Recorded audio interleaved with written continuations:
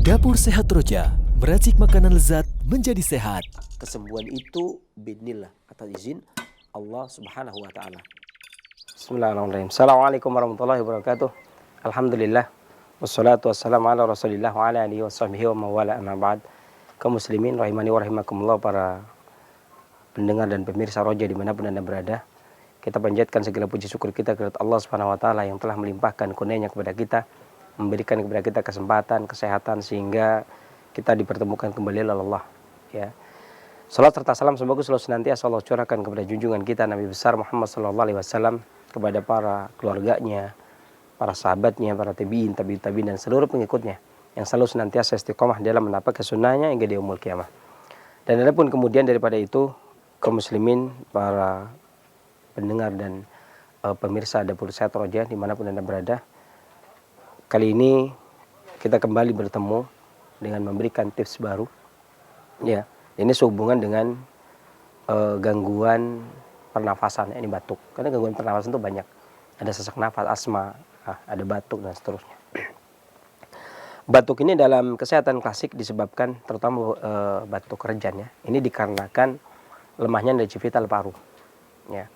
Dan energi vital paru ini sangat penting perannya dikarenakan dia juga yang memimpin energi vital bagian luar, sehingga mencegah terjadinya angin masuk ke dalam tubuh. Dan ketika energi vital paru lemah, maka banyak hal yang bisa terjadi. Bisa ngantukan, bisa lemah letih lesu, ya, dikarenakan energi vitalnya melemah. Kemudian bisa sesak nafas, ya, dan bisa juga terjadi batuk, baik batuk berdahak, kering dan seterusnya. Dan tentunya kelemahan ini disebabkan karena beberapa faktor. Maka ada beberapa tips yang ingin saya sampaikan diantaranya untuk menguatkan energi vital paru dan mencegah terjadinya beberapa batuk, diantaranya adalah batuk rejan, untuk hendaknya menghindari sesuatu yang manis buatan. Contohnya misalnya seperti coklat batangan, kemudian gula pasir, maka seyogianya untuk dihindari. Dan beberapa hal, udang juga itu sebagusnya juga dihindari, kecuali memang benar-benar dia tidak diberikan bahan pengawet yang lainnya dan benar murni baru dapat, ya, itu biasanya tidak masalah. Saya pernah beberapa kali mencoba, itu tidak masalah. Tapi yang masalah adalah kalau dia sudah menginap diberi pemutih dan sebagainya, diberi tawas dan sebagainya, ini yang tidak bagus. Tapi yang paling penting adalah tidak mengkonsumsi coklat batangan, ini untuk menguatkan paru-paru kita. Dan paru-paru ini sebenarnya punya hubungan yang erat dengan jantung. Bahkan disebutkan dalam Miftah dari Sada bahwasanya paru-paru ini tukang kipasnya jantung. Paru-paru tukang kipasnya jantung. Jadi ketika jantung terlalu panas, maka paru-paru yang ikut menyejukkan. Maka ketika terjadi kelemahan pada paru-paru, otomatis juga ada permasalahan di jantung juga. Akan memberikan imbas, ketika dia lemah, akan memberikan imbas kepada organ lainnya. Di antaranya adalah yang paling dekat adalah jantung, ya. Untuk mengatasi gangguan paru, maka ada beberapa bahan yang kita siapkan, di antaranya adalah anggur, ya, anggur merah. Kemudian ditambah dengan bawang putih, kemudian madu. Anggur ini meningkatkan stamina. Anggur itu dikenal meningkatkan stamina karena dia meningkatkan, menambah haroroh ataupun menambah rutubahnya. Sementara paru-paru itu membutuhkan haroroh, membutuhkan energi vital, ya. Dan anggur ini mengharmoniskan antara paru-paru dengan hati agar fungsinya tidak berlebih anginnya, kemudian menekan dan melemahkan paru. Ini dari sisi rumus dari klasik Tionghoa, ya. Kemudian juga bawang putih. Bawang putih ini juga kalau dari sisi penelitian banyak sekali kandungannya, ya. Baik juga untuk jantung, ya, baik juga untuk kanker, untuk timbunan-timbunan, untuk kolesterol, untuk stroke dan sebagainya. Tapi dia juga termasuk bahan obat yang sering dikenal untuk menguatkan paru-paru dikarenakan pedasnya. Ada pepatah kuno yang mengatakan, orang klasik mengatakan bahwasanya paru-paru itu mengembangkan fungsinya dengan makanan yang rasanya pedas, ya. Maka dia menguatkan energi vitalnya dengan makanan yang rasanya pedas. Maka diambil dari situ, kemungkinan besar orang meracik bahan obat kemudian menggunakan bawang putih. Walaupun sebenarnya kalau tidak ada bawang putih bisa pakai bawang merah, bisa pakai jahe, ya. Tapi efektif yang biasa digunakan dalam resep untuk batuk ini, ya, adalah bawang putih, ya. Kemudian madu. madu itu selain menguatkan limpa, dikarenakan boleh dibilang, kalau saya boleh bilang, madu itu sifatnya manusiawi sekali, karena kalau manusia terdiri dari harorah dan rutubah, maka madu pun memiliki sifat harorah dan memiliki sifat rutubah. Jadi dia memiliki sifat yang sama dengan manusia. Maka dikala manusia itu lemah harorahnya, maka dia menambah harorah. Karena tidaklah harorah bisa bertambah kuat kecuali dengan menambah rutubah. Begitu pula sebaliknya. Rutubah itu tidak akan bisa bertambah kecuali dengan bertambahnya harorah. Karena yang membuat rutubah saripati makanan adalah harorah. Ya, dan madu ini juga bukan cuma menguatkan paru, tapi juga menguatkan jantung, tapi juga menguatkan limpa. Dan yang paling penting di sini adalah madu itu pengharmonis. Ada kesan di sini. Bawang putih itu rasanya pedas ya. Bawang putih itu rasanya pedas. Kemudian bertemu dengan anggur yang sifatnya lebih netral. Ya. Netral, bahkan terkadang cenderung ke arah sejuk, terkadang cenderung ke arah hangat. Ya, maka biasanya diberikan madu adalah memiliki fungsi yang pertama untuk mengharmoniskan. Untuk mengharmoniskan antara bawang putih dengan anggur. Ya, bawang putih dengan anggur. Meskipun begini, ketika seseorang itu mengkonsumsi bawang putih, ada orang yang tidak suka bawang putih. Ada orang yang tidak suka bawang putih. Bagaimana cara mensiasatinya agar bisa tetap mengkonsumsi bawang putih? Itu bisa dicampur dengan air teh hijau. Ya, bisa dicampur dengan air teh hijau. Jadi madu, air teh hijau, kemudian bawang putih, kemudian ditambah dengan anggur. Ini untuk mensiasati agar aroma bawang putih atau rasa bawang putih itu agak sedikit tawar, gitu ya. Tetapi manfaat tetap karena ini namanya sistemnya mengharmoniskan. Tapi di sini madu memiliki sifat dia menguatkan khasiat, jadi menonjolkan. Ya, madu itu dia menopang, menambah kuat. Rasa manisnya itu dia menambah kuat, menambah kekuatan khasiat anggur, menambah khasiat bawang putih. Selain dia mengharmoniskan. Ya, jadi kita siapkan anggur ya sekitar, kalau untuk 1 gelas itu biasanya kita siapkan sekitar 15 butir anggur, itu nanti cukup untuk mendapatkan 1 gelas. Ya, kalau kita tidak mendapatkan 1 gelas. Permasalahan berapa gram dan sebagainya itu tergantung kita mau mendapatkan berapa gelas. Kalau kita mau mendapatkan 2 gelas ya tinggal dikalikan 2. Ya, demikian. Kemudian biasanya ada orang yang ingin menggunakan air, tapi saya kurang. Biasanya kalau obat itu rupa dan rasa. Kalau bagi pasien yang tidak suka dengan rasa yang tidak enak, itu dia enggak, apalagi batuk ya. Batuk itu kadang-kadang nafsu makan aja kurang.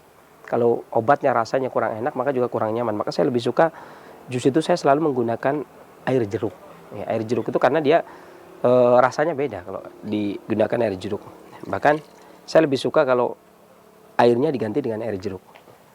Ya, meskipun kalau kita mendapatkan resep itu tidak ada air jeruknya, tetapi untuk mengganti air kita bisa mengganti dengan air jeruk, kemudian baru kita blender.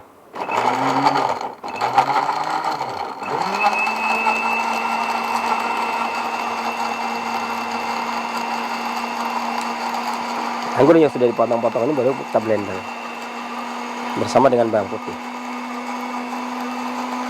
Nanti kita tambahkan madu setelah halus. Jadi kalau bawang putih saja kalau di blender aromanya kuat sekali. Tapi kalau bersama dengan anggur sudah agak turun, makanya kita mengharmoniskan dengan madu.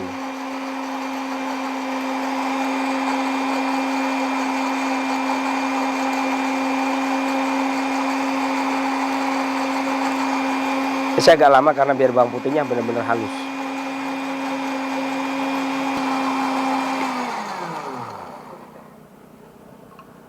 Ya. Dan tentunya aroma bawang putihnya lebih menang daripada anggurnya. Ya, makanya kita kasih madu. Cukup 1 sendok makan saja. 1 sendok makan saja.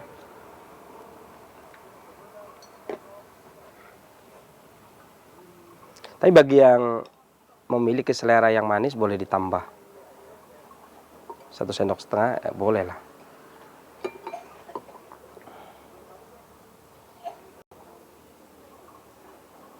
Ini tidak terlalu penuh 1 gelasnya. Baru kemudian kita aduk lagi.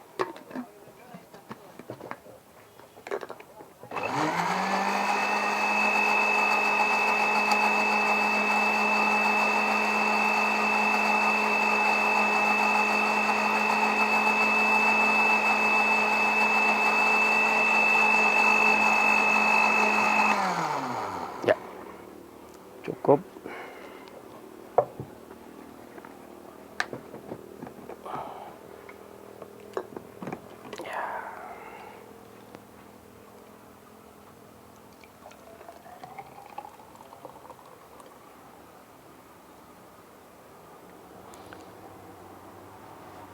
Untuk mendapatkan air 1 gelas atau jus 1 gelas, kita bisa menggunakan 15 butir anggur dan airnya sekitar 1 cangkir atau 150 cc. Tadi saya sengaja menggunakan sekitar 100 cc ya, karena ada tambahan sedikit bawang putih.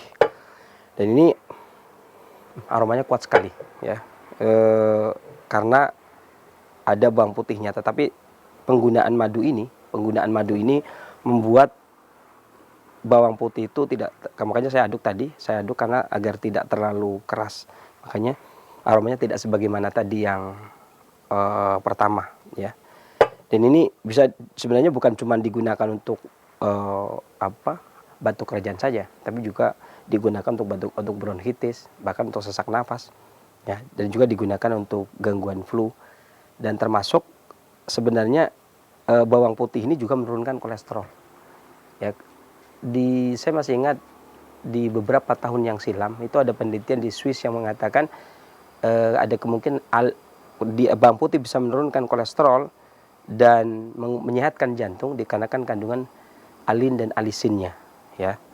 Dan bawang putih ini sempat menduduki peringkat harga yang mahal, yang lumayan mahal ketika dikapsuli, sempat sampai 90.000 per kapsulnya ya. Tapi ketika Cina mengeluarkan kapsul harga 3.000, kemudian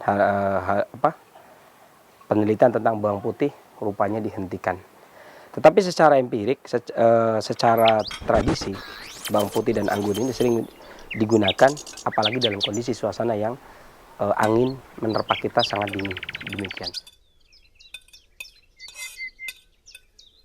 Mudah-mudahan apa yang saya sampaikan bermanfaat dan silahkan bisa dicoba. Kesembuhan dari Allah, kekurangan dari saya, bila taufiqul hidayah, alhamdulillah rabbil alamin. Wassalamualaikum warahmatullahi wabarakatuh. Dapur Sehat Roja, meracik makanan lezat menjadi sehat. Kesembuhan itu biidznillah, atas izin Allah Subhanahu wa taala. Bismillah, Assalamualaikum warahmatullahi wabarakatuh. Alhamdulillah hamdan katsiran thayyiban mubarakan fi kama yuhibbu rabbuna wa yardah. Asyhadu an la ilaha illallah wahdahu la syarikalah wa asyhadu anna Muhammadan abduhu wa rasuluh la nabiyya ba'da ma ba'd.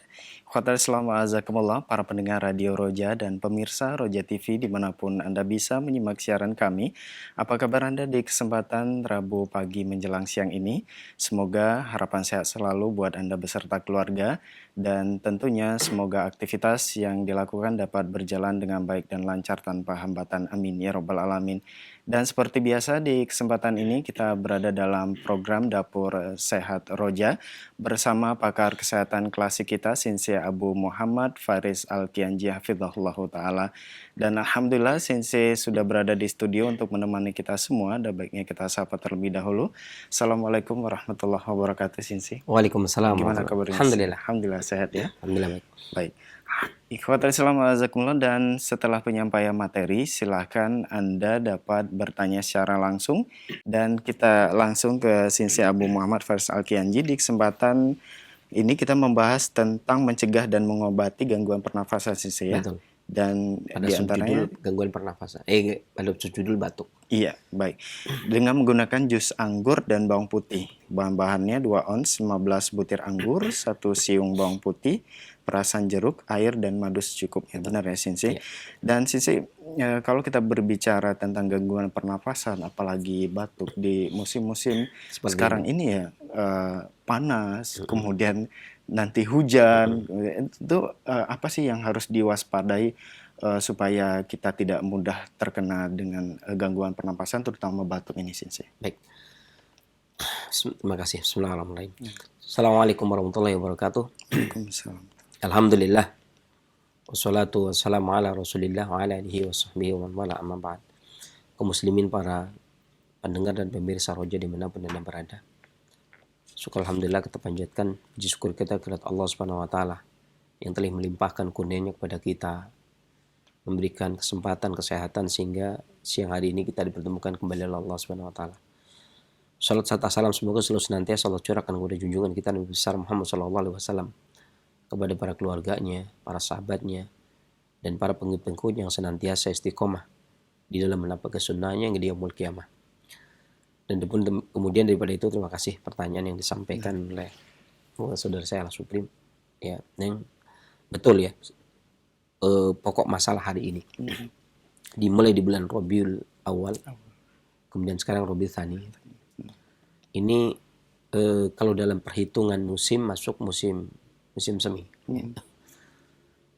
Jadi pergantian dari musim dingin menuju ke musim semi. 3 bulan sebelumnya adalah musim dingin, ya. Kemudian masuk musim semi. Ini musim semi pertengahan.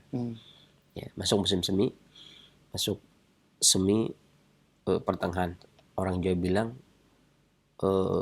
ya lagi kondisi para petani bahagia, tapi sisi lain adanya hujan yang lebat, ya, yang terkadang menyebabkan kebanjiran, dan itu juga mendatangkan wabah, penyakit ataupun bencana.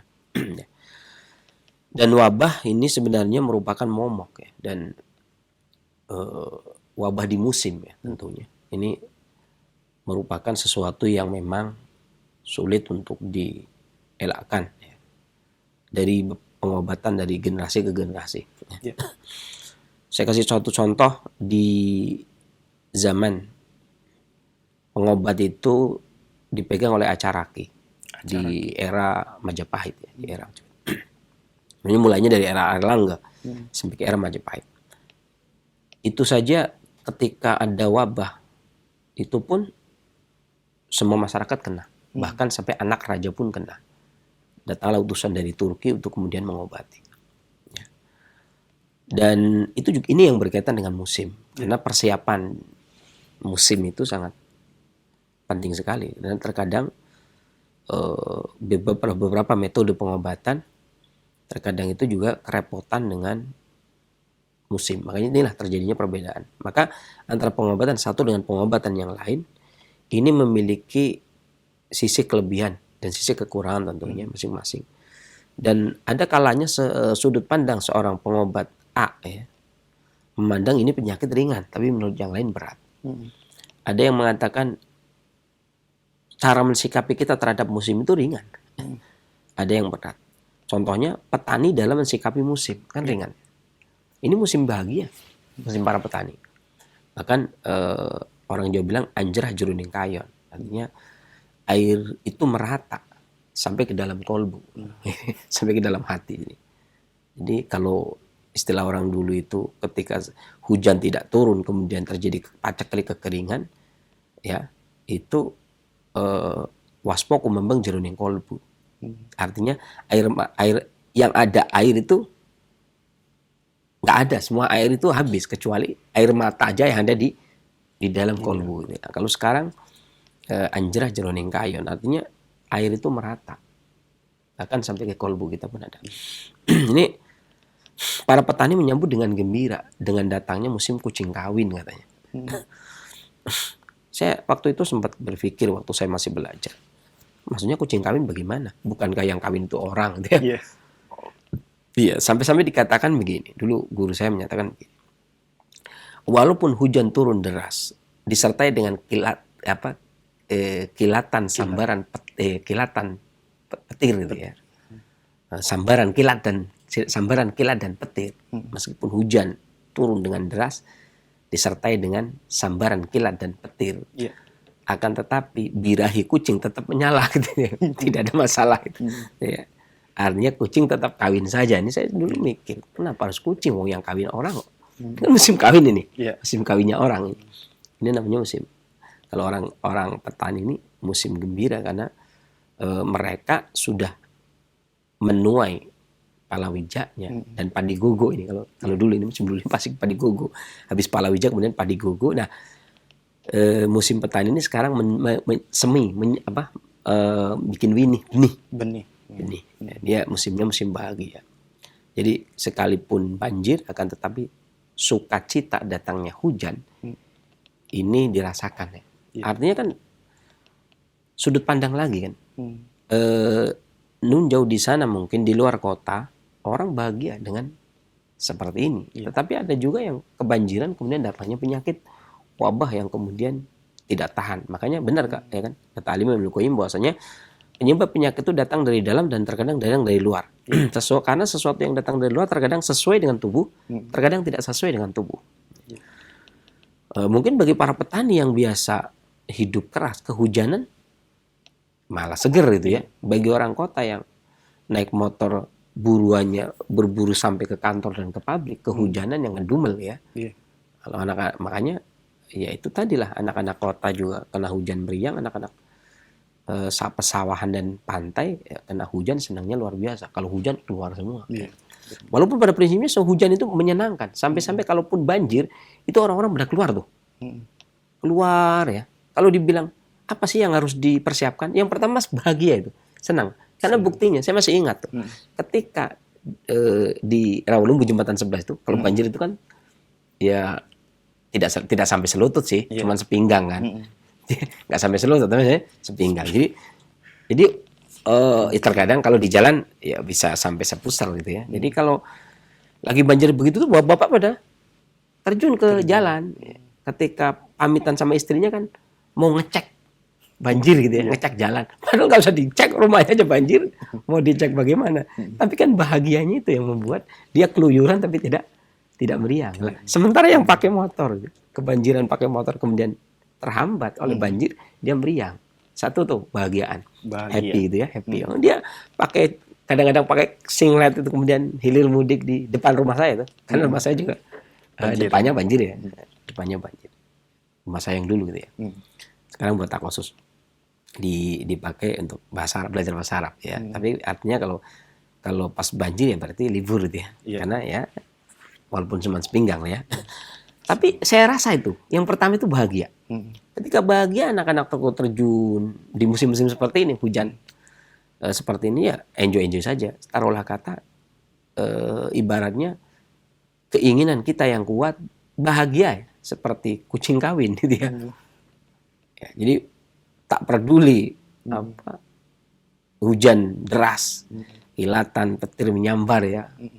Itu nggak peduli, yang penting happy, bahagia itu tadi. Jadi kebahagiaannya itu sampai dikiaskan dengan seperti kucing kawin. Ya. Walaupun hujan deras, sembaran kilat petir pun bodo amat itu ya. Padahal tapi fakta di lapangan yang kawin adalah manusia. Manusia lagi pada musim pernikahan. Nah, maka persiapan yang pertama adalah happy, tentunya bahagia. Kemudian yang kedua, persiapan seseorang menghadapi musim. Ketika musim lembab penghujan, lembab itu obat, kata Al-Imam Ibnu Qayyim, obatnya kan lawannya. Setiap penyakit itu obatnya pasti lawannya. Kalau penyakitnya itu lembab dingin, maka obatnya mesti panas kering. Panas kering. Di antaranya pedas. Ya kan? Di antaranya adalah pedas. Ya. Atau manis.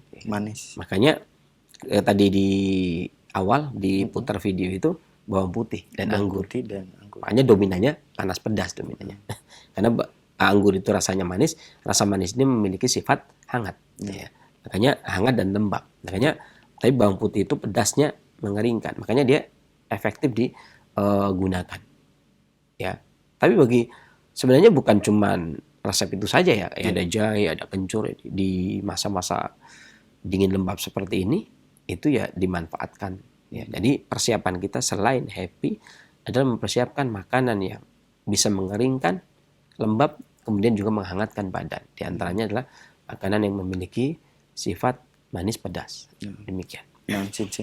Dan tadi dikatakan juga di dalam video bahwasannya untuk menguatkan energi vital paru yang itu bisa berdampak kepada batuk atau gangguan pernafasan, di antaranya dengan menghindari sesuatu yang manis, contohnya coklat batangan, gula pasir, dan udang. Ini disebabkan oleh apa sih? Kenapa harus menghindari beberapa macam makanan tersebut? Ya. Iya. Sebenarnya manis kalau manis yang alami seperti madu, tadi anggur itu Iya. nggak ada masalah ya. Tapi manis ini adalah manis yang sudah melalui proses itu ya. Sudah melalui proses. Jadi kita bicara paru dulu. Nah, Jadi yang namanya paru ini kalau di dalam Al-Adabul Mufrad Al-Imam Bukhari meriwayatkan sebuah hadis, innal akla fil qalbi, sesungguhnya akal itu adanya di kolbu. ya. Ini perkataan sahabat Ali bin Abi Thalib. Kemudian warahmah fil kabid, dan kasih sayang itu adanya di kabid. Adanya di dada. Kan? Kemudian warafah rauf itu ya. Ya. Fitihal. Ya, apa itu?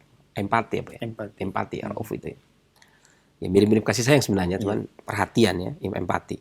Itu adanya di tihal, artinya di limpa. Kemudian wanafas firiah, dan nafas itu, pernafasan itu adanya di paru. Ya, pernafasan itu adanya di paru. Nah, ada beberapa hal di sini ketika kita hendak menguatkan paru. Karena sebagaimana disebutkan oleh Imam Ibnu Qayyim al-Jauziyah bahwasanya Allah Subhanahu wa taala menjadikan ri'ah atau paru itu sebagai kipasnya kolbu yang membuat selalu segar. Sebab ia adalah organ yang paling panas yakni jantung ini, dan dia sumbernya panas jantung ini. Maka fungsi daripada paru ini adalah menyegarkan jantung. Dan sifat paru itu kering, yang perlu perlu diketahui. Yang penting perlu saya sampaikan, sifat paru ini adalah kering. Ya. Maka menguatkan paru berarti menjaga agar kering tidak berlebih, ya kan? Dan menjaga agar tidak terlalu lembab, ya kan? Karena kalau terlalu terendam cairan, paru-paru juga bermasalah. Karena dia pada aslinya kering. Ya kan? Sama aja dengan orang yang hidup di puncak ya. Itu kan sudah dingin gitu ya. Iya. Dikasih air dingin juga dia nggak mau. Malam-malam di puncak kasih es juga tidak mau gitu ya. Tapi kalau disiram air panas juga nggak mau gitu ya. Tentunya kan itu ya. Air mendidih juga nggak bisa lah ya, nggak bisa langsung minum, terlalu panas juga. Artinya sama, ini paru-paru ini sifatnya kering. Tapi ketika dikasih kering ya dia nolak. Sebagaimana orang yang hidup di suasana yang dingin tentunya tidak mau minum es. Ya. Orang yang hidup di tempat yang panas tentunya tidak mau minum jahe gitu kan, di saat kondisi panas. Orang-orang yang ada di puncak misalkan enaknya ya bandrek di malam hari ya. Itu pun diminum dengan pelan-pelan gitu ya. Tentunya dengan menikmati seperti itu. Makanya kalau dikasih es tentunya dia menolak. Nah, paru kering, dia tidak mau yang kering. Kering juga lemah dia. Ya. Tapi pada sisi lain, kalau dia dikasih yang lembab, terendam juga dia. Artinya kuatnya paru dia, normalnya dia kering, tapi kering dalam keadaan yang normal. Ya. Nah, maka ketika kita berbicara tentang beberapa makanan yang masuk ke dalam tubuhnya, ke dalam paru ini, ke organ paru ini, maka makanan ini menjadi rutubah, jadi nutrisi tapi tidak jadi balgom. Artinya begitu. Artinya dia butuh nutrisi untuk melembabkan dia. Ya. Tetapi tidak melembabkan yang memberatkan sehingga dia menjadi basah. Kemudian terendam cairan gitu. Tetapi dia tetap butuh darah, butuh nutrisi gitu kan. Walaupun tetapi dia tidak meninggalkan sifatnya dia yang kering. Terlalu kering juga dia sakit. Kebanjiran juga dia sakit. Gitu kan. Nah, beberapa makanan di antara makanan yang diproses melebihi 100 derajat Celcius seperti gula pasir itu kan pemanasnya sampai 400 derajat Celcius ya. Sesuatu yang sudah dicerna. Kalau kaidahnya Imam Ibnu Qayyim itu makanan yang masuk ke dalam tubuh itu ketika dipanasi oleh kolbu pada jam kita tidur itu akan menjadi 4 cairan. Yang pertama menjadi darah, yang kedua jadi cairan kuning akan disimpan di dalam kantong empedu, kemudian cairan hitam disimpan di dalam limpa, tihal, disimpan dalam tihal. Nah, yang terakhir adalah balgom, dahak atau reak, kalau bahasa kita itu dahak atau reak. Nah, masalahnya gini, ketika dia menjadi dahak atau reak, kemudian dia naik berada di paru-paru, ini kan memberatkan paru-paru. Nah, beberapa makanan yang dimasak yang keluar dari sifat alaminya, maka besar jadi balgomnya itu prosentasenya lebih besar ketimbang yang alami gitu ya. Artinya gula pasir ini prosentase ke arah jadi balgomnya, jadi dahak atau reaknya yang memberatkan tadi. Dia mau nutrisi tapi nggak mau yang berat yang melembabkan dia, gitu ya. Karena dia sifat aslinya kering, maka ditolak, gitu kan? Hendaknya jangan mengkonsumsi seperti itu. Apalagi coklat. Kalau kita lihat beberapa penelitian kan, bahkan 6 jam aja belum tentu orang bisa mengurai coklat. Karena proses yang begitu panjang itu. Proses yang begitu panjang tadi, ya, akhirnya jadi, ya makanya kan kadang-kadang ada istilah, ya sekarang aja sayur aja jangan masak sayur jangan terlalu matang gitu ya. Karena akan susah dicerna. Ya. Nah sayur aja nggak boleh terlalu matang. Padahal masih 100 derajat Celcius gitu ya. Bagaimana ini dengan yang melebihi gitu kan. Makanya susah dicerna. Dan ketika susah dicerna ini ya menjadi balgham. Nah, ketika menjadi balgham itu kan bahasa klasik. Bahasa awamnya kan dak atau reak gitu ya. Nah, kalau menjadi dak atau reak, ya, siapa yang akan terkena? Ya kalau dia berhenti di jantung jadi sesak nafas. Jantung deg-degan dan seterusnya. Kalau di paru ya batuk, sesak dan seterusnya. Kalau di lambung perutnya kembung, susah nafsu makan. Nggak nafsu makan karena isinya dak atau reak kan. Gitu. Maka menghindari makanan-makanan ini sebenarnya yang temanya sebenarnya itu bukan manisnya. Tetapi prosesnya. Prosesnya. Ketika dia diproses secara alamiah, maka tubuh kita masih bisa menerima. Tapi ketika dia diproses secara non alamiah, maka tubuh kita tidak bisa menerima. Dan ini berkaitan dengan standarisasi sebenarnya. Ya karena ketika dulu masih ada gula merah, zaman belum ada gula pasir, adanya baru gula merah, ya kan nggak perlu ada warning kan. Ya. Nah tapi ketika sudah makanan itu era-era, ya kan gula pasir masuk ke Indonesia mah tahun 1735 ini udah sampai ke Jawa gitu. Tebu gitu ya. Tebu. Nah, dan ketika sudah jadi gula pasir, orang ya akan mengkonsumsi gula pasir. Lebih enak, gitu kan? Lebih enak. Begitu dulu mungkin kakao masih. Ya kan? Begitu dibikin coklat batangan. Jadi memang orang pintar. Sebenarnya coklat bagus. Dibikinlah coklat batangan. Gitu kan? Sebenarnya tebu bagus, kan tebu tuh. Ya, dibikinlah gula pasir dan satunya lagi apa? Dari vetsin ya? Yang apa itu? Yang penyedap rasa itu kan? Kalau tulisannya kan dari sari tetes tebu, ngerti kan? Nah, itu kan semuanya dari tebu dua-duanya ya. Tetapi susah dicerna dikarenakan faktor prosesnya. Baik. Dan tadi ada satu yang menarik tentang udang Sensei. Apakah ini ada kaitannya dengan proses yang panjang juga seperti halnya coklat batangan dengan gula? Sebenarnya udang ini secara umum kalau kita bilang udang segar ini nggak ada masalah. Kenapa saya cuma mewanti-wanti udang, kok nggak cumi gitu ya, kok nggak kerang, kok nggak kepiting gitu ya. Karena pengalaman saya yang namanya udang itu kalau dia bermalam itu pasti dikasih tawas. Ya. Kecuali yang kakinya hitam gitu ya, kakinya hitam, kepalanya hitam itu berarti nggak dikasih tawas. Karena rata-rata ini udang ini kalau di tengah laut, ya, para nelayan itu diajari oleh tengkulaknya, oleh juragan yang beli udangnya. Itu akan mengajari, cara ngajarinya tuh. Jadi kalau udang itu mau cucinya bersih, luar biasa. Kalau dia dapat udang itu dia dicuci bersih dengan air laut, kan betul kan? Kemudian dasar pertama itu dikasih es serut yang halus banget itu. Kemudian baru udang ditaruh. Ya.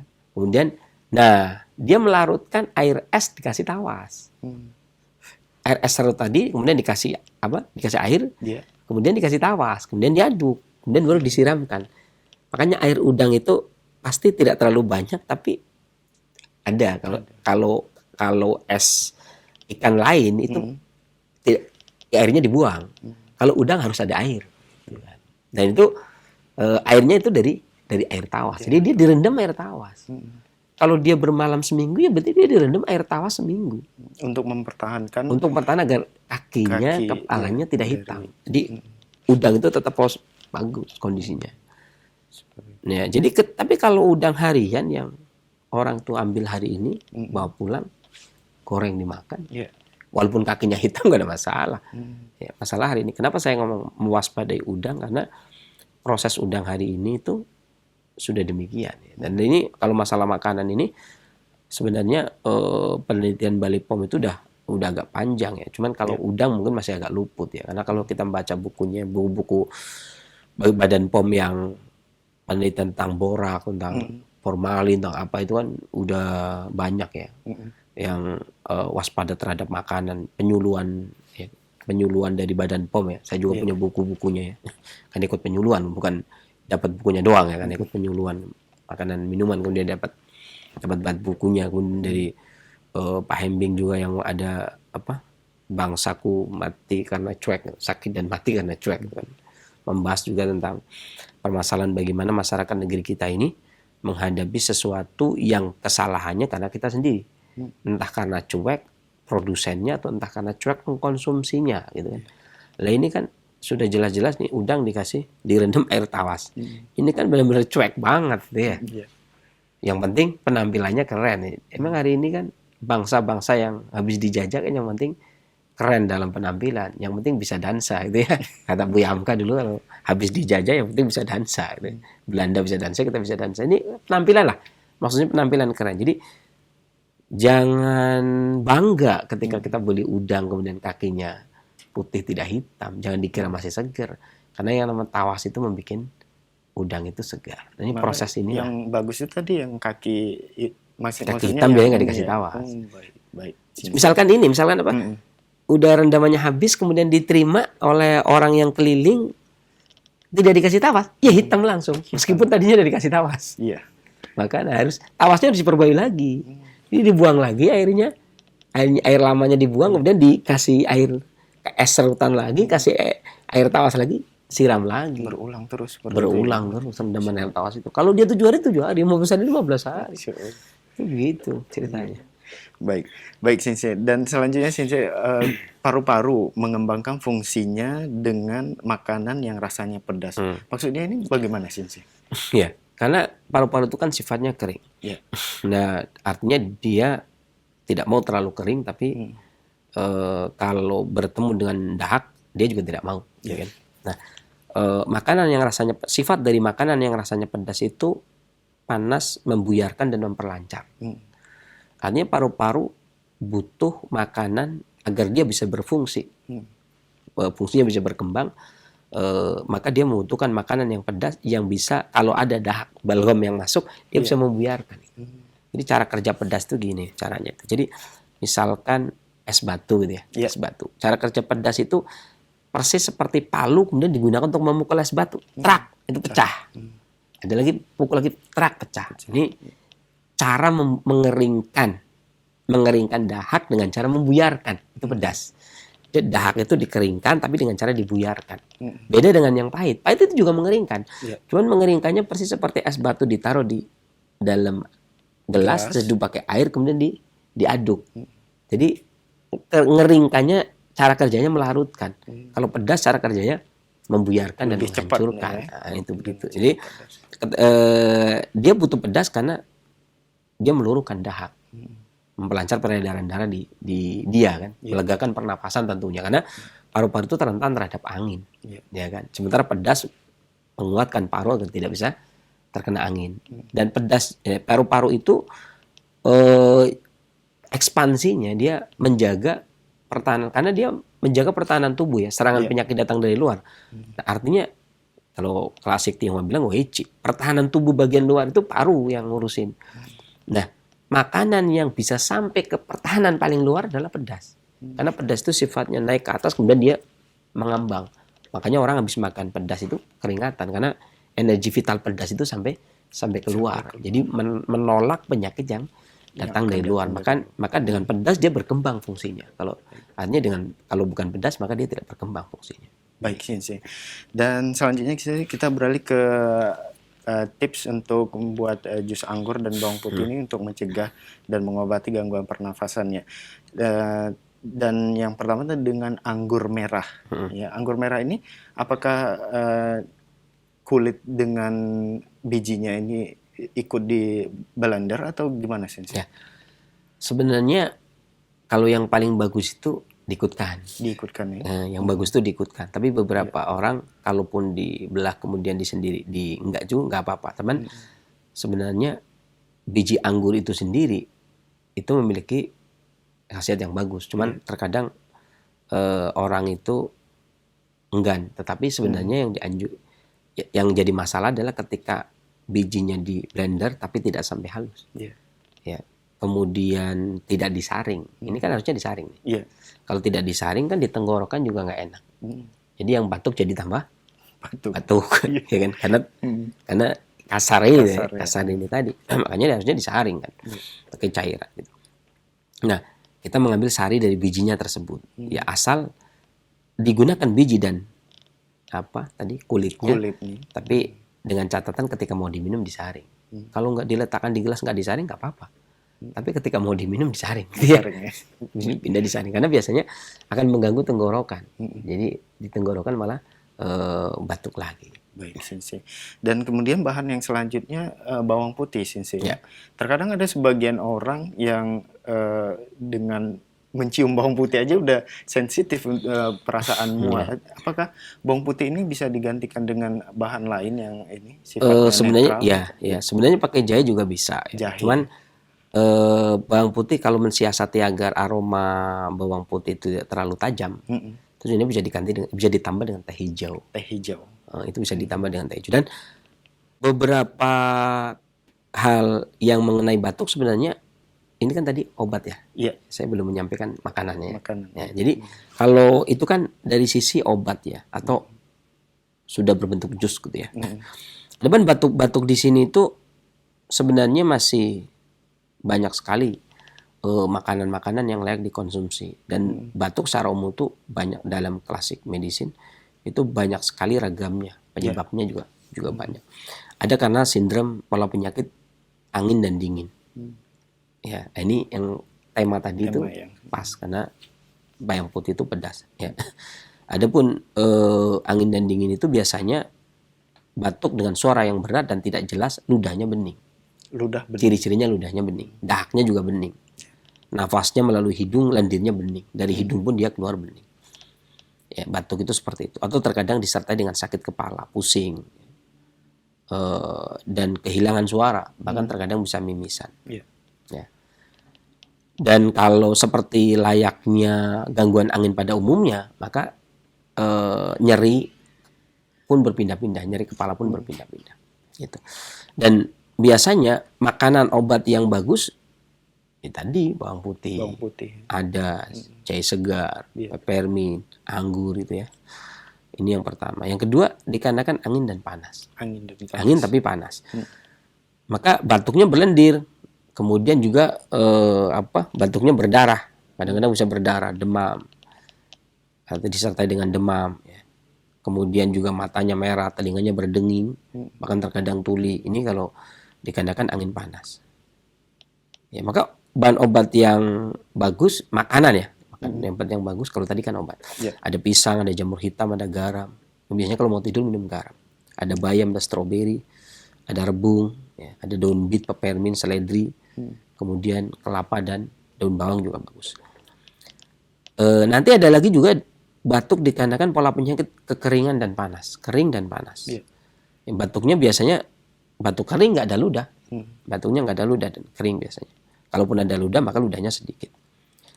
Maka makanan yang paling bagus yang dianjurkan adalah asparagus, susu kedelai. Gitu. Kemudian sarang burung. Kalau versi orang yang kurang mampu ya burung pipit gitu ya. Burung pipit. Iya benar. Kemudian telur ayam, kemudian madu, susu. Ya, kemudian buah pir, minyak wijen, kacang kedelai, kemudian pisang, jamur hitam, garam, bayam, stroberi rebung, mentimun, daun bit dan peppermint. Ini makanannya. Ada juga batuk dikarenakan adanya lembab. Ya, dahak yang lembab.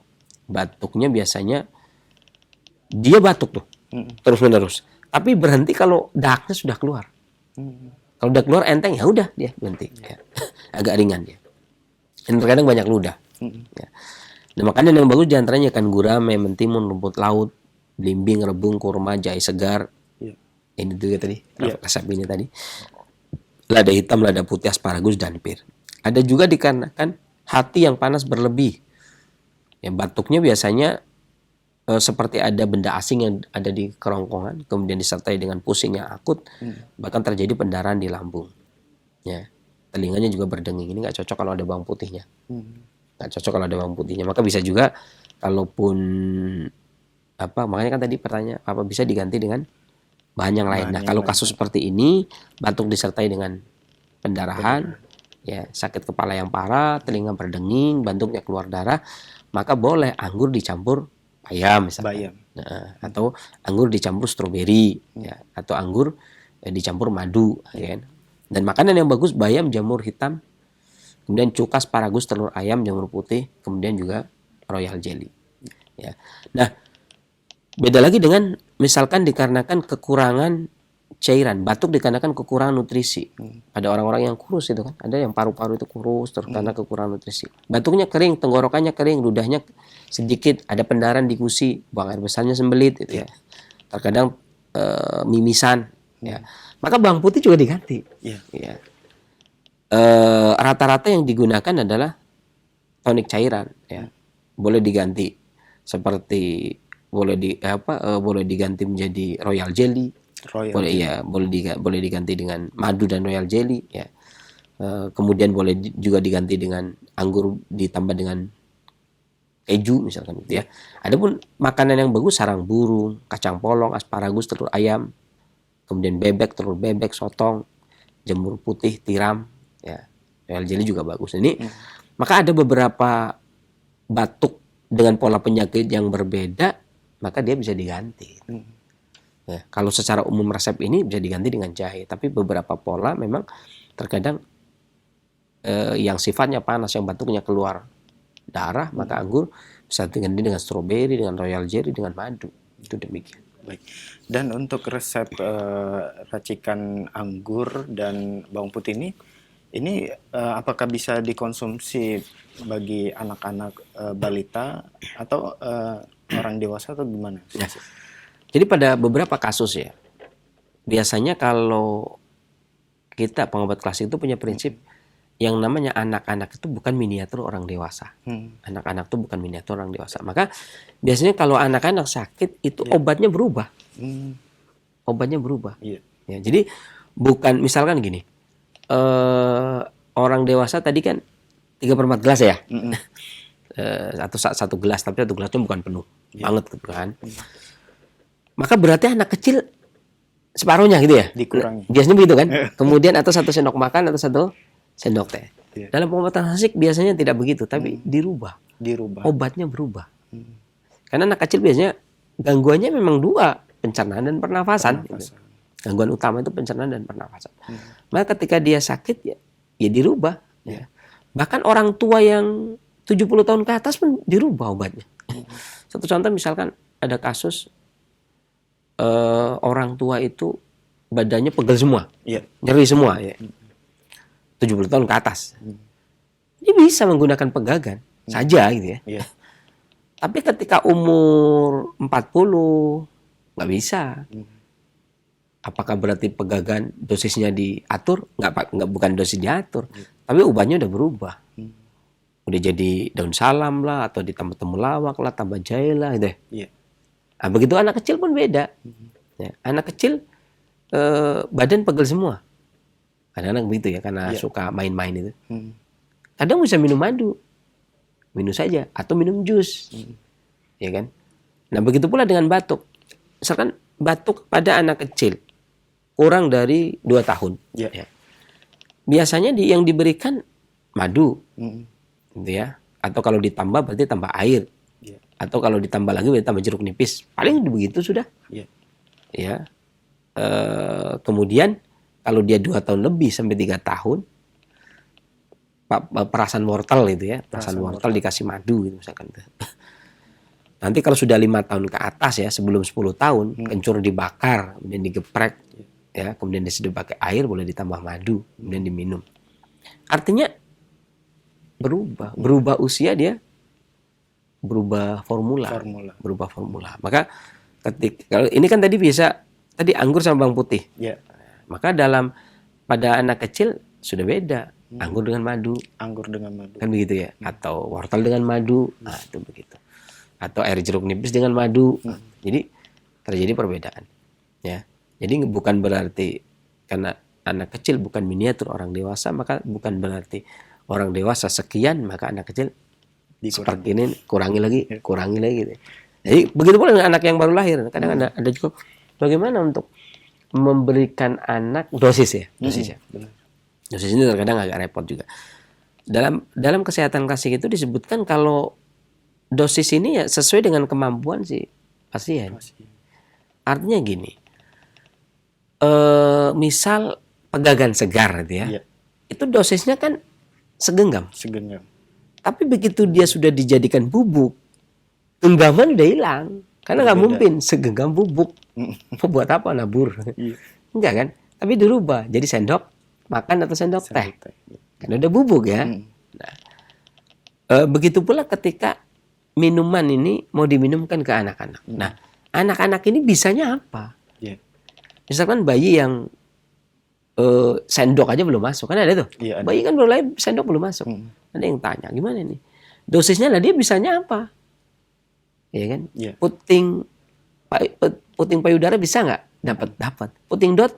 Ya bisa. Nah, berarti dosisnya seputing dot itu loh. Dosisnya seputing dot. Nah, giliran kadang-kadang kan dia sudah kasih makanan tambahan tuh, pakai sendok, makan yang kecil tuh. Ya berarti dosisnya sendok itu. Nah, giliran dia makan. Nanti kalau udah gede kan makannya diganti sendok. Sendok makan. Dosisnya sendok makan. Nah, itu biasanya begitu. Ini paling gampang nggak? Nah, sebenarnya gini, kenapa kok hari ini terjadi sesuatu yang aneh? Padahal ini berjalan dari ribuan tahun. Karena adanya standarisasi. Ya, ketika pengobat tradisional ingin standarisasi kedokteran barat, ya pengobatan tradisional akhirnya ruhnya hilang. Ruh pengobat tradisional akan hilang. Dan ini yang kalau di negeri kita ini kan ibaratnya pengobatan tradisional itu kan pengobatan sendiri, pengobatan budaya gitu ya. Sementara kedokteran barat itu kan tamu, dan shinsei akupunktur itu tamu gitu. Makanya mereka diberi izin duluan gitu. Karena ini tamu. Ini luar biasa kebijakan pemerintah. Ya tamu diberi izin. Anak sendiri masa mau tidur di ranjang dikasih izin? Iya kan? Ini bapak gimana sih? Tamu aja tidur dikasih izin. Saya tidur nggak dikasih, saya nggak diizin. Anak mau tidur di balai-balai, di kolong, di kamar orang tua, mana-mana kan? Boleh-boleh saja. Nah, ibaratnya begitu. Makanya, tetapi ketika, maka di istilah orang Melayu rusak anak oleh menantu. Ketika ngelihat kerennya itu ya, keren banget ya, dokter pakai baju putih dia, praktek pakai stetoskop, tulisnya DR lagi, keren banget itu. Saya nggak ada gelar gitu kan. Nah, rupa-rupanya pengobat tradisional ingin dapat gelar rupanya kan. Bikin asosiasi yang menyamai ID, ngelawan itu loh ya. Iya kan? Ini ngelawan dia. Akhirnya ya bener rusak anak oleh menantu. Artinya gini, dia memang layak. Karena dia masuk ke Indonesia dengan standarisasi. Oh, dia kan pengobatan asing dari luar, dibawa oleh VOC. Iya kan? Budi Utomo berdiri, kedokteran berdiri. Kedokteran barat masuk ke Indonesia dengan standarisasi, keilmuan. Kalau standarisasi nggak sesuai dengan standarisasi, pasti nggak boleh praktek. Betul kan? Akupunktur tahun 62, Dr. Satrio menterinya, oleh Pak Karno dibikin standarisasi. Kalau nggak sampai standar, nggak boleh praktek. Tukang jamu kan tidak, gitu. Bebas dia. Nggak ada standarisasi. Cuman begitu. Mintanya, ya sama dong. Masa orang sendiri nggak disamakan? Ini kan ibarat kata ini menantu. Kalau tamu kan pulang, kalau berlama di sini jadi menantu kan. Nah, kalau menantu itu kan berarti ya sekarang menantu kan silakan makan dulu gitu ya. Lah anak sendiri mintanya disuruh makan dulu. Waktu nggak ada menantu aja jatahnya bapaknya jadi 4 ya. Sekarang begitu. Ya namanya menantu kalau nggak ditawarin kan orang dia pendatang, kalau nggak ditawarin akupunkturis sama dokter sama shinsei. Nah, saya juga shinsei soalnya kan. Saya juga akupunkturis. Jadi negara memberikan izin ya karena kan tamu ya. Ya enak juga kan. Silakan makan. Ini anak sendiri mah ambil sendiri sono aja. Nggak perlu kemudian ini. Artinya anak sendiri ya jiwa kita. Gitu ya. Rupanya ngiri juga ini. Kepingin sleting dengan dokter. Ya kan. Akhirnya dengan belajar yang singkat nggak sampai 1 bulan. Kemudian pengen standarisasi. Ya standarisasi yang ada kan standarisasi akupunktur, standarisasi Shinsei, standarisasi kedokteran barat yang ada. Kalau tradisional mau ikut standarisasi, ya standarisasi yang ini yang dipakai. Nah kalau pakai standarisasi kedokteran barat, itu tadi akhirnya ruhnya tradisional hilang. Akhirnya anak kayak tamu jadi. Iya kan? Kayak anak sendiri kayak tamu. Jadi sebenarnya pengobatan tradisional itu yang apa ya? Perasa banget ya. Jadi kepengenan lah ya. Akhirnya ya enjoy aja berjalan. Oh, kita pengobatan budaya kok. Tidak sampai. Jadi sudah selayaknya kalau kita ingin standarisasi dengan titel dokter herbal gitu ya, keren-kerenan itu kan penampilan itu. Sebenarnya nggak juga, nggak harus begitu. Yang namanya tukang jamu keliling ya biasa-biasa saja, sah-sah saja. Duitnya banyak, nggak ada. Belum tentu lebih banyak duitnya dokter. Saya punya kenalan tukang jamu waktu di ND Flores. ND itu dekat Flores ya. Itu dia dalam 1 tahun dia pulang 3 kali. Setahun. Itu setahun pulang 3 kali. Itu tahun 99. Saya ketemu tahun 99 saya di sana. Di ND itu artinya dan perjalanan pakai kapal pada waktu itu dia. 1 kali perjalanan keluarga itu bisa tidak kurang 5 juta. 5 juta. 1 jalan, 2 jalan 10. Berarti kan 30 juta dalam 1 tahun untuk PP doang. Tukang jamu loh, dokternya belum bisa, belum tentu bisa. Kalah kita. Dia punya rumah di sana, punya rumah di sini tuh. Iya kan? Tukang jamu. Sementara tukang jamu yang kayak gendong itu, jamu Solo, itu juga Masya Allah itu. Dan dia juga artinya ketika pulang kan mesti bawa uang. Nggak mungkin dia pulang cuma buat transport doang, pulangnya nggak bisa. Artinya dia paling nggak minimal dia harus pegang duit 10 juta. Di zaman itu, bukan zaman sekarang. 10 juta dia sekali jalan. Sama anak-anaknya kan banyak. 10 juta sekali jalan. Ya kan? PPP 10 juta ya. PPP 10 juta. Nah, 3 kali kan berarti 30 juta. Ini kan orang-orang berada ini. Dokter aja belum tentu bisa. Nah, udahlah nikmati yang seperti itu ya kan. Kayak saya ini, ya menikmatilah yang menjadi pengobat klasik. Dinikmati. Nggak usah kemudian bergaya nyaingi dokter, menjadi dokter. Biarlah. Saya setuju ketika pemerintah menetapkan pengobat utama di negeri ini sesuai dengan standarisasi adalah kedokteran barat. Itu bertahan sampai tahun 2014. Nah, di tahun 2014 bulan Desember baru ditetapkan kembali diulang pengobatan tunggal di negeri ini adalah kedokteran barat sesuai dengan standarisasi yang ada tentunya. Tetapi ketika yang lain belum ada standarisasi. Kalau kita ingin ikut standarisasi juga ya pengobatan tradisional ya akhirnya diatur ranah kedokteran dan itu nggak nyambung, ruhnya nggak nyambung. Makanya tadi bicara dosis ini mau bicara dosisnya panjang lebar ya. Makanya terjadi perbedaan pendapat yang akhirnya kita dibawa ke ranah standarisasi. Tapi kalau kita standarnya standar pengobat tradisional tukang jamu, ya aduk-aduk minum sudah. Demikian. Nah, baik Shinsei, jazakallahu khairan atas penjelasannya dan kita buka sesi tanya jawab ya Shinsei. Baik, ikhwatal Islam wa jazakumullah, silahkan bagi Anda yang ingin bertanya secara langsung. Assalamualaikum warahmatullahi wabarakatuh. Waalaikumsalam warahmatullahi wabarakatuh. Dengan Ibu siapa di mana? Ibu Ummu Muhammad di Sulawesi, Shinsei. Pertanyaan saya begini, Shinsei. Ya. Mertua saya susu buang air besar, Shinsei. Mohon solusinya. Usia berapa Ibu? Ya. Usia berapa mertuanya? Usia terkira 60 ke atas. Tidak jelas juga usianya, Ustaz. Baik, keluhan yang dirasakan nih sekarang bagaimana Ibu? Sering mules-mules perutnya. Apalagi banyak keluhannya. Ya, baik. Lupa juga tanya tadi semua. Baik. Tapi intinya dia hampir setiap hari seperti itu. Susu buang air besar. Ya. Baik. Mohon ditunggu jawaban dari Shinsei ya Ibu. Iya. Jazakallahu khairan. Tadi agak kurang dengar gimana?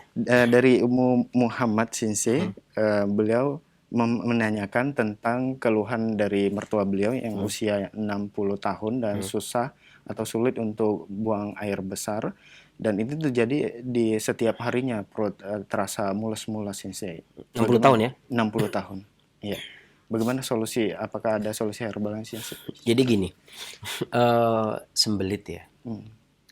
Ini masing-masing pengobat itu punya manhaj, punya metode ketika memberikan nama. Saya kasih contoh. diare juga para pengobat klasik ini menyebutkan nggak mesti yang namanya harus orang mencret. Termasuk buang air besar sebelum subuh dia masuk kategori diare. Buang air besar sebelum subuh itu juga masuk kategori diare karena kelemahan ginjal. Ya. Kemudian ini yang pertama, yang kedua buang air besar terus menerus ya diare secara umum sebagaimana yang dipahami oleh secara umum. Dan sembelit pun begitu. Sembelit ini punya beberapa hal, beberapa penyebab sembelit. Di antaranya yang pertama adalah sembelit dikarenakan kondisi tubuh memang panas kering. Sehingga buang air besarnya kalaupun keluar maka kering. Gitu kan.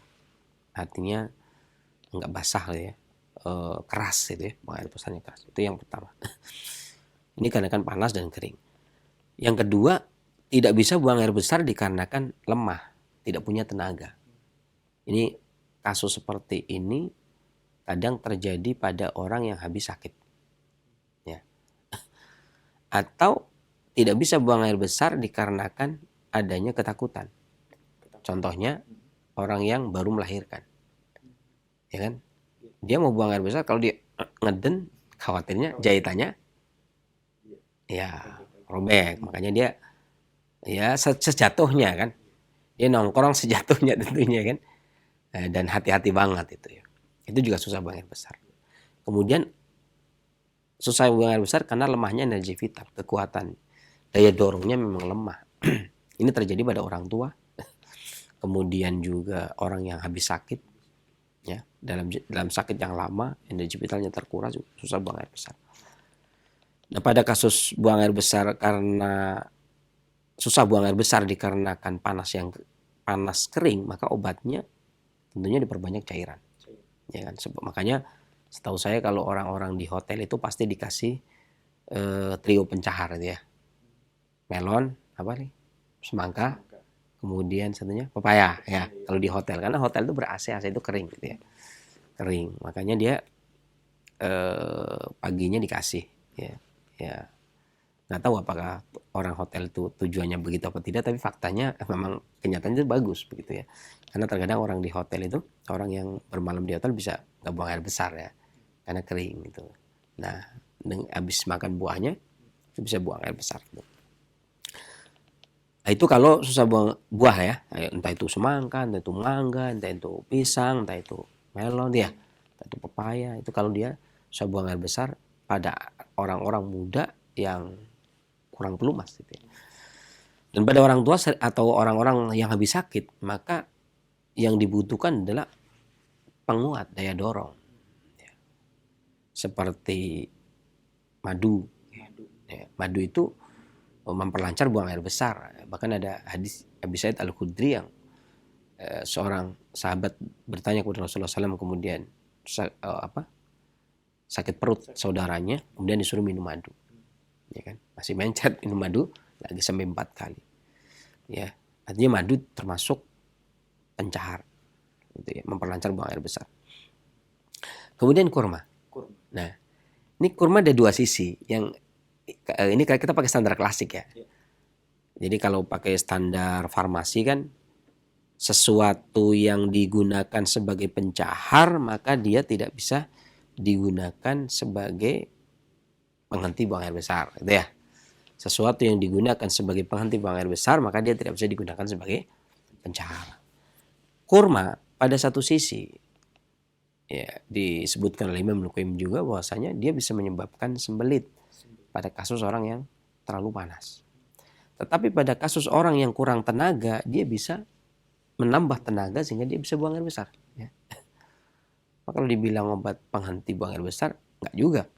Dibilang pencahar enggak juga. Ya. Yang jelas dia menormalkan. Orang yang kurang kuat maka dia dorong. Ini kasus seperti itu banyak. Kasus seperti itu banyak. Contohnya misalkan daun sendok misalkan. Ya, daun sendok atau pegagan lah paling gampang yang biasa dikenal itu ya. Itu pegagan misalkan. Pegagan itu pada satu sisi sengarnya dia bisa mengeringkan benjolan. Tapi pada sisi lain dia juga regenerasi sel. Di sisi lain dia juga regenerasi sel. Ya, atau kalau daun sendok pada satu sisi orang diabetes minum daun sendok kencing yang terus-menerus bisa berhenti.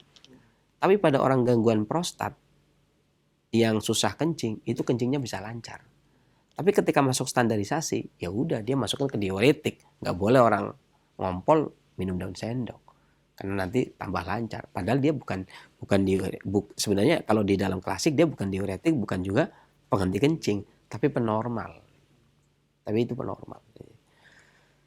Maka korma nasibnya seperti itu. Artinya dia bisa digunakan untuk menghentikan buang air besar karena dia punya sifat panas. Tapi dia bisa digunakan untuk memperlancar buang air besar ketika seseorang itu hendak buang air besar tapi kurang tenaga. Minum jus korma. Ya. 7 air setengah gelas, kemudian di blender, kemudian diminum. Minum jus korma. Atau minum madu 3 sendok makan bangun tidur. Mau tidur. Minum jus korma 1 kali saja. Pagi hari. Demikian mudah-mudahan Allah angkat penyakitnya dan bermanfaat bagi para pendengar Indonesia yang lainnya. Selanjutnya. Atas jawaban yang telah disampaikan. Semoga bermanfaat untuk penanya Ummu Muhammad yang berada di Sulawesi terhadap pertanyaan yang telah diajukan. Baik, khotul Islam masih kami buka sesi pertanyaan. Silakan bagi Anda yang ingin bertanya secara langsung di kesempatan ini seputar kesehatan atau keluhan penyakit, dan pembahasan di kesempatan Rabu pagi menjelang siang ini di program Dapur Sehat Roja berkaitan dengan mencegah dan mengobati gangguan pernafasan, di antaranya yaitu dengan menggunakan jus anggur dan bawang putih. Ya, silakan. Assalamualaikum. Ya, waalaikumsalam warahmatullahi wabarakatuh. Dengan Bapak siapa di mana? Dengan Pak Fikri di Bogor ya. Pak Fikri di Bogor. Ya, baik. Pak Fikri, silakan. Langsung ke pertanyaannya. Ya, pertanyaannya ini SIM saya kalau jalan agak jauh gitu, dada terasa sakit tuh. Jalan agak jauh, bagaimana tadi? Kalau berjalan, jalan biasa tuh. Ya. Kalau agak jauh gitu, dada sakit gitu, dada terasa sakit gitu. Itu masih dirasakan sampai sekarang, Bapak? Masih. Usia berapa, Pak? Usia 41 ya, mau 41. Masih muda ya. Cukup, Pak. Itu saja keluhan yang dirasakan, Bapak? Tapi nanti di tengah perjalanan tuh kalau misalnya saya bersendawa ya keluar ya. Ya. Keluar angin tuh Enakan, gitu. betul. Enakan. Istirahat sebentar, turun, rasa sakitnya hilang. Terus nanti jalan lagi, kadang suka ada lagi, terus nanti suka hilang gitu. Apalagi kalau jalan agak menanjak ya. Agak menanjak, agak sakit saya. Baik Bapak, pertanyaan sudah bisa kami tangkap. Mohon ditunggu jawaban dari Sinsi. Baik, terima kasih. Ya. Silakan Sinsi. Ini juga berkaitan dengan pernafasan. Karena terkadang erat kaitannya antara pernafasan kemudian disebabkan sesak nafas bisa jadi karena jantung, sesak nafas juga bisa jadi karena paru. Ya. Karena sebagaimana tadi yang disebutkan oleh Imam Luqaim dalam Miftah Darus Sa'adah, bahwasanya Allah SWT menjadikan riah paru sebagai kipasnya kolbu. Artinya permasalahan pada paru ikut juga pada kolbu jantung. Sakit jantung, sesak nafas juga itu erat kaitannya. Apalagi dua-duanya singgasananya sama, yakni di dada. Ya. Sama-sama di dada. Riah juga di dada, kolbu juga di dada. Artinya jantung dan paru-paru sama-sama di dada. Maka gangguan dikarenakan balhom ataupun dahak seperti yang saya katakan tadi, bahwasanya ketika dia berada di jantung maka menyesakkan jantung. Kemudian kalau dia di paru maka menyesakkan paru. Kalau dia di perut maka terjadi kembung, kemudian makan susah dicerna, kemudian susah makan gitu ya. Kalau dia di tempat manapun maka dia akan memberikan penyakit atau menimbulkan penyakit. Sebagaimana tadi juga sudah ditanyakan ya, bahwasanya paru mengembangkan fungsinya dengan makanan rasa pedas gitu ya. Maka adanya timbunan dan sumbatan tersebut, pelancaran paru ataupun jantung dengan cara mengurai atau memperlancar sesuatu yang menyumbat tadi dengan makanan yang rasanya pedas. Dan yang paling soft dikarenakan nggak terlalu berat itu ya, itu bisa menggunakan kencur seujung jari kelingking dikunyah. Dikupas kemudian dikunyah, kemudian minum pakai air hangat. Lakukan bangun tidur dan mau tidur. Ya, demikian, mudah-mudahan Allah angkat penyakitnya dan bermanfaat bagi para pendengar dan pemirsa yang lainnya. Selanjutnya. Baik, jazakallah khairan Sinse atas jawaban yang telah disampaikan. Demikian untuk Pak Fikri yang berada di Bogor yang telah bertanya, semoga bermanfaat. Dan Khoatir Selama Zakumullah, masih kami buka kesempatan bagi Anda yang ingin bertanya secara langsung. Halo. Assalamualaikum. Waalaikumsalam warahmatullahi wabarakatuh. Dengan Bapak siapa di mana? Mbak Budi di Jakarta. Pak Budi di Jakarta. Silakan Pak Budi.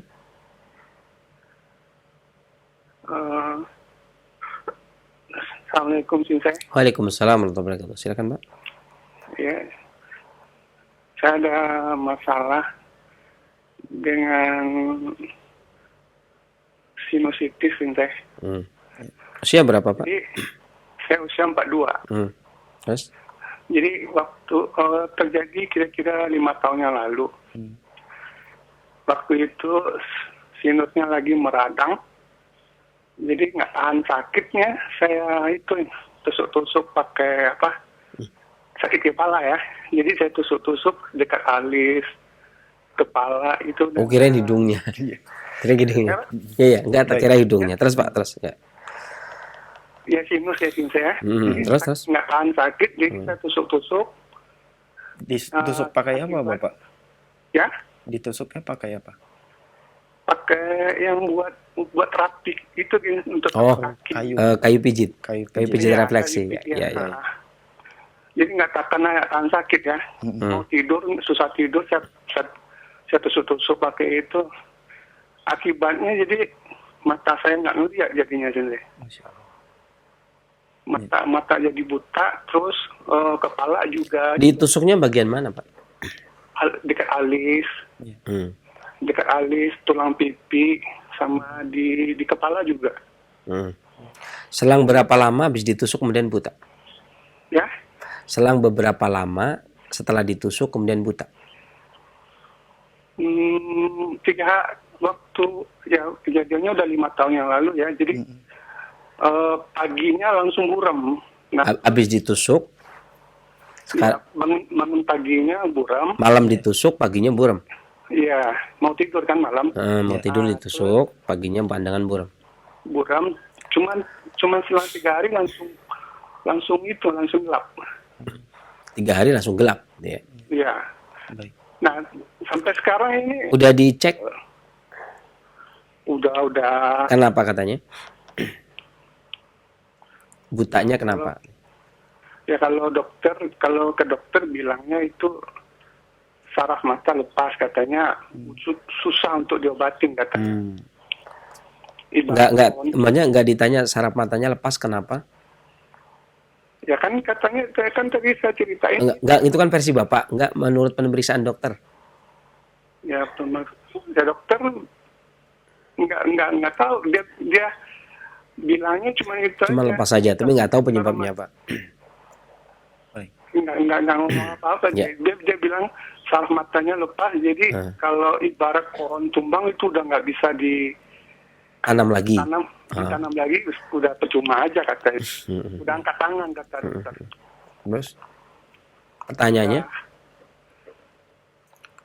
Ya saya udah nggak berobat lagi, udah itu. Jadi kalau mana tahu jodoh saya ada di sini sama. Pertanyaannya, Pak? sama Sinse. Ya itu ada solusinya buat dari Sinse gitu. Yang sinusitis itu ya?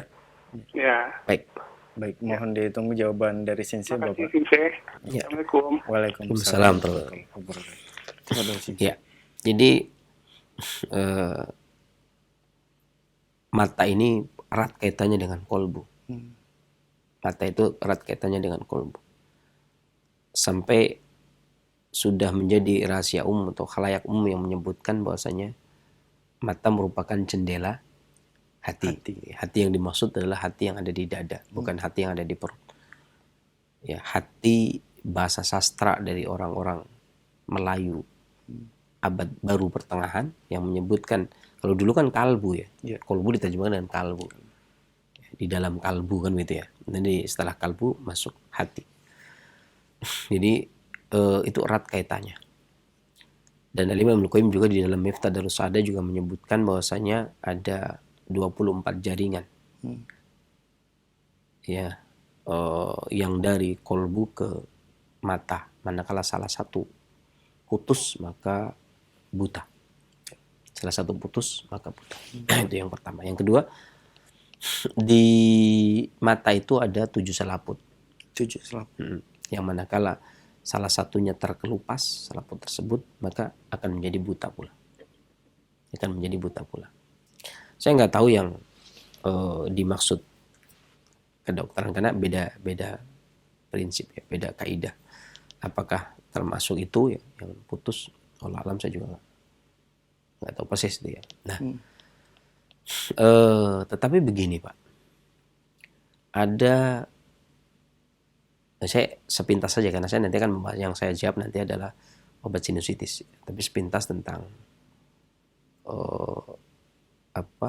sebab-sebab buta. Jadi kita tidak bisa mengatakan dengan vonis bahwasanya penyebab buta adalah ditusuk di area mata seperti di pipi, kemudian di alis, kecuali setelah diadakan penelitian tentunya. Kita tidak bisa mengatakan menghukumi, oh ini karena ini. Nggak bisa ya. Karena hal tersebut akan memberikan dampak kerugian juga. Karena ketika seseorang itu sedih, ya, menyesal yang membuat dia sedih, bahkan menangis terus-menerus pun bisa mengakibatkan gangguan pada mata. Ya, kalau saya mengikuti pendapatnya Imam Al-Qurtubi ketika menceritakan butanya Nabi Yakub dikarenakan sedih memikirkan Nabi Yusuf, menangis terus, sedih memikirkan Nabi Yusuf, kata Imam Al-Qurtubi itu ada kaitannya dengan kesedihan menyebabkan buta. Ini seorang nabi, apalagi kita orang-orang pion-pion kayak kita, orang ecek-ecek kayak kita ya. Jadi Bapak juga paling tidak kalau kita mengikuti pendapatnya Imam Al-Qurtubi itu ada hubungan yang erat.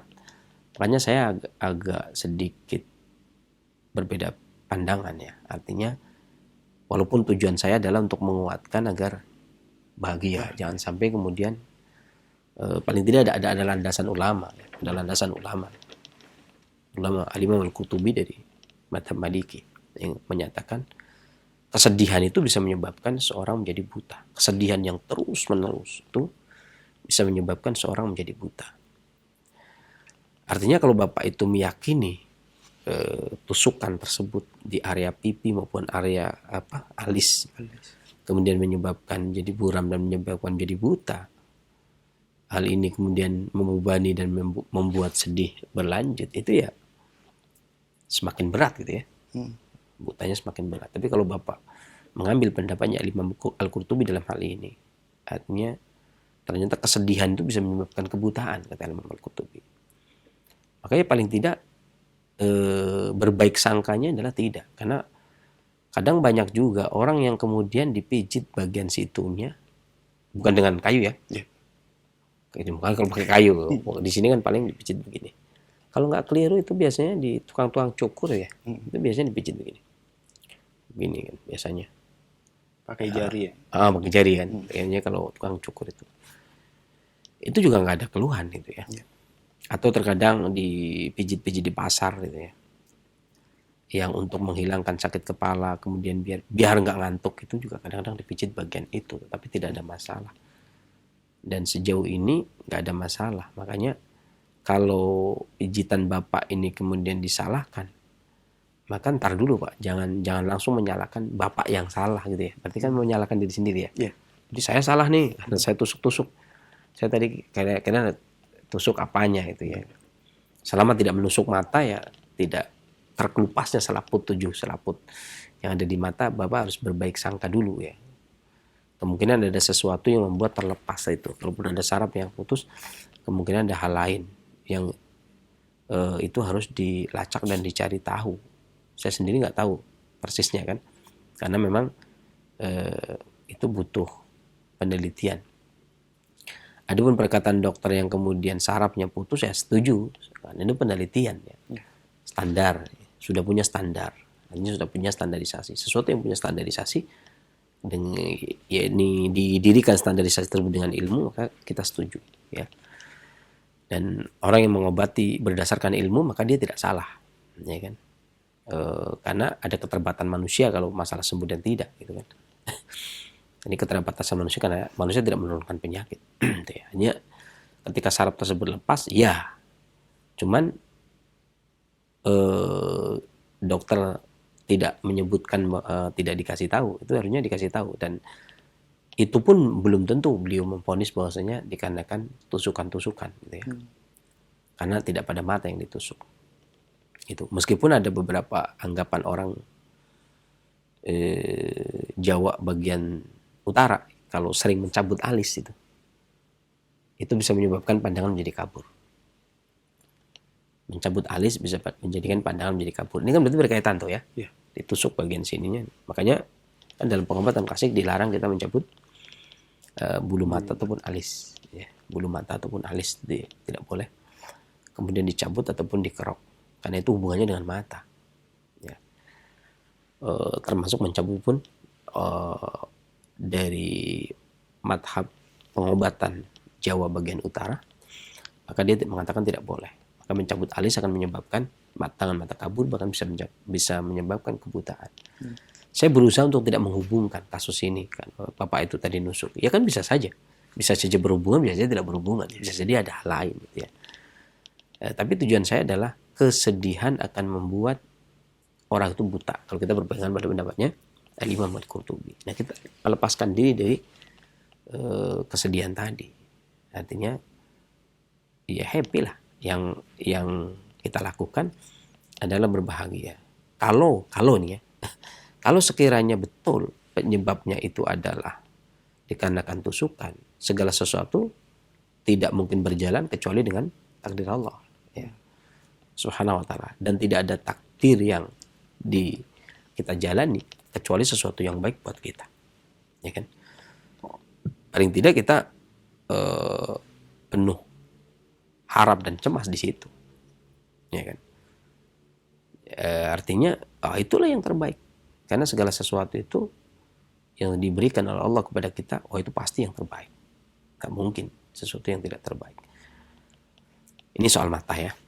Ini kalaupun memang ternyata dikarenakan tusukan, maka berbahagialah dengan kebaikan yang diberikan Allah Subhanahu wa taala, bersyukur kepada Allah Subhanahu wa taala. Ya, karena tentunya apapun yang terjadi pasti Allah lebih tahu. Itu kita harus yakin itu yang paling baik. Seperti posisi saya di sini pun saya dari dulu berusaha melepaskan diri dari pengobatan. Kalau praktek pasiennya udah banyak tinggal itu. Karena saya sebenarnya nggak pengen jadi pengobat, karena saya belajar pengobatan. Begitu lulus, mbah saya ngomong, kamu jangan jadi pengobat.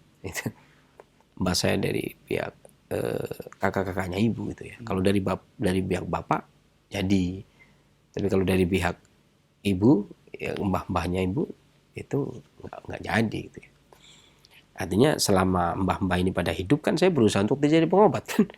Jadi pengobat ya akan ibaratnya ya dimarahilah sama orang tua ya. Bukan cuma ibu tapi mbah-mbahnya dari pihak ibu. Jadi tapi bukan kakek ya, tapi apa ya, kakaknya nenek gitu ya. Kakaknya nenek dari pihak ibu itu nggak boleh, melarang.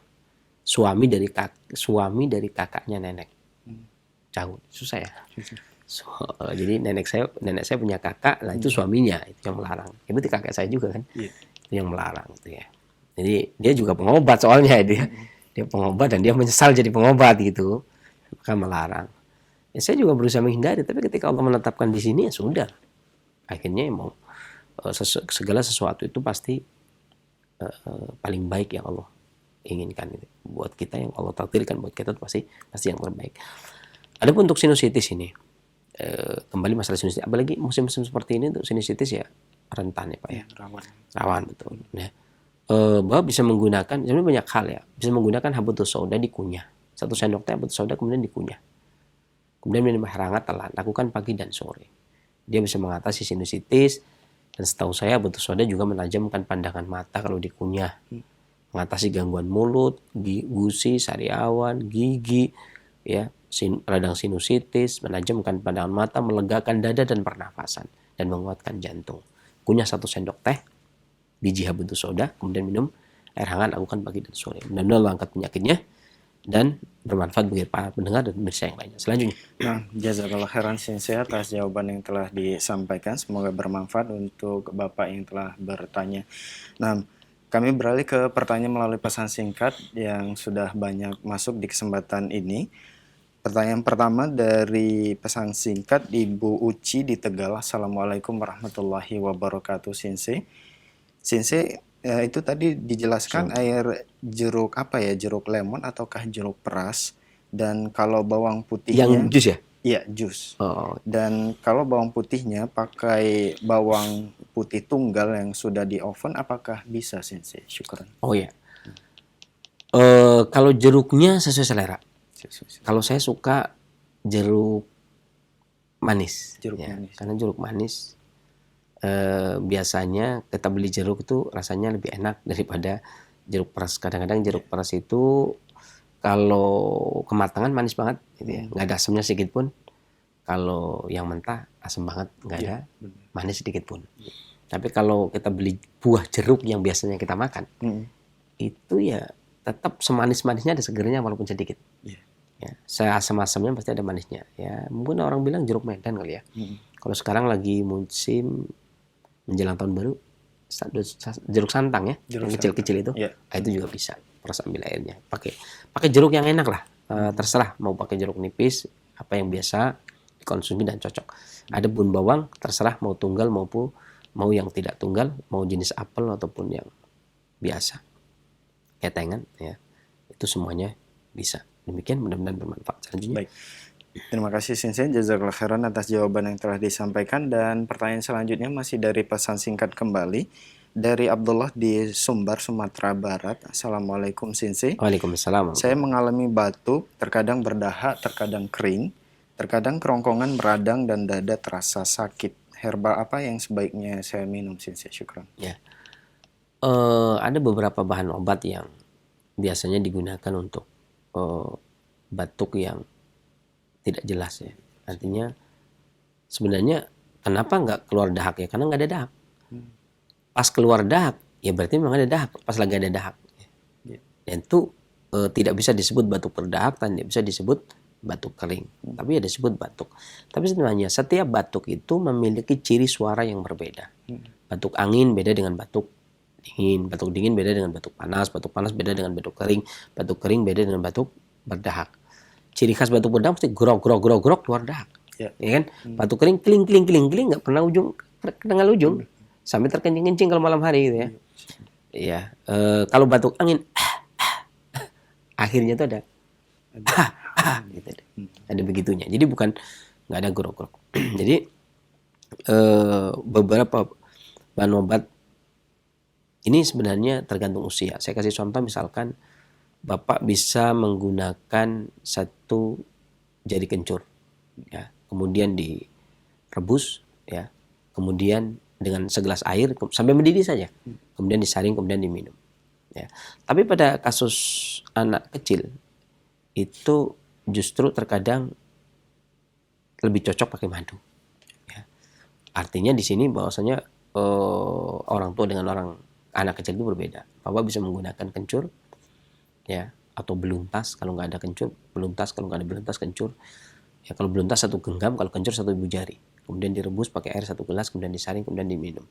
Dan keseharian minum air serai itu baik bagi penderita batuk. Demikian, dan Allah angkat penyakitnya dan bermanfaat bagi para pendengar dan pemirsa yang lainnya. Selanjutnya. Baik. Jazakallahu khairan Sensei atas jawaban yang telah disampaikan. Dan pertanyaan selanjutnya dari hamba Allah di Tanjung Pinang. Assalamualaikum Sensei. Waalaikumsalam. Sensei, saya mau bertanya untuk penyakit asma yang bagus dikonsumsi apa aja Sensei? Ya. Syukur. Tanjung Pinang saya ngajar setiap sebulan sekali, cuman pekan ini libur, insyaallah. Ya, ini sesak nafas ya, atau asma itu sebenarnya ada beberapa hal. Terkadang ada seseorang yang asma sesak nafas dikarenakan kondisi panas. Ada sesak nafas yang dikarenakan kondisi dingin. ada sesak nafas dikarenakan kelelahan terkena angin. Jadi macam-macam ya, macam-macam hal.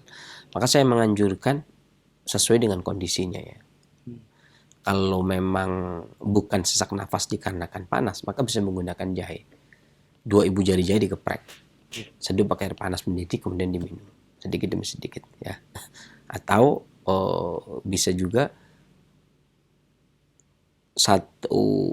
seujung jari kelingking kencur kemudian dikunyah kemudian diminum. Atau bisa juga menggunakan lengkoas. Tapi umumnya orang lebih milih jahe karena lebih enak ya, karena lebih enak. Tetapi kalau sesak nafasnya itu dikarenakan angin, karena kelelahan, maka boleh ditambah dengan adas 1 sendok teh. 2 ibu jari jahe tambah adas 1 sendok teh, rebus dengan 1 gelas air besar sampai mendidih saja, kemudian disaring, kemudian diminum. Mudah-mudahan Allah angkat penyakitnya dan bermanfaat bagi para pendengar dan pemirsa yang lainnya. Selanjutnya. Baik, jazakallah khairan Sensei atas jawaban telah disampaikan, dan itu merupakan pertanyaan terakhir kita di kesempatan ini Sensei. Sebagai penutup, tafadhol Sensei. Ada satu nasihat ya bagi saya dan para pendengar dan pemirsa semuanya di dalam perawatan, pengobatan atau tindakan rehabilitatif, maka carilah sebab pokok yang mengenai penyakit tersebut.